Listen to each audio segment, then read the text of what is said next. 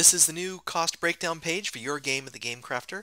You'll see that we've made quite a few changes. The first change is cosmetic. We've taken these different notes and moved them down to the bottom of the cost table instead of being on the right hand side. This allowed that table to grow as wide as it can, and it works really well on mobile displays.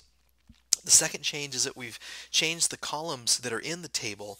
Instead of having the quantity, the cost each, the gross cost, the modifier, the running total, and the net cost, we now just have 5 columns. You get the quantity, the number of sheets and or slugs that are being used by the printable, the cost, which was the net cost from the old version, and then finally you get the weight. While we removed a bunch of columns, we wanted to make sure that you can have access to the same information in a much clearer format. Now, that modifier column included sheet sharing for decks, linear punch-out pricing, mix and match slugs, and custom punch-outs for laser cut parts. But it was all rolled up, and sometimes it would include the cost for what was happening before or what was going to happen. It really wasn't very clear. Instead of taking that information away, we've just organized it in a different way. Let me show you an example of that. You notice these green icons? They indicate that you can click on them and expand down more information about the section. In this case, the poker deck section. For this particular game, we've got 3 decks, 2 with 10 cards and 1 with 5 cards. If we were to build all those individually, all those decks individually, it would take 3 sheets, but because we have the sheet sharing discount at the Game Crafter, it really only takes you 2 sheets. Similarly, there's a breakdown of all the parts here.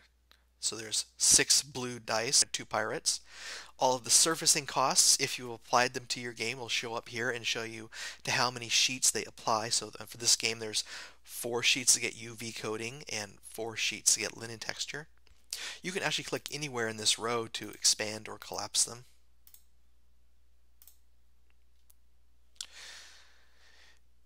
In the next game, I'll show you one that uses punch-outs.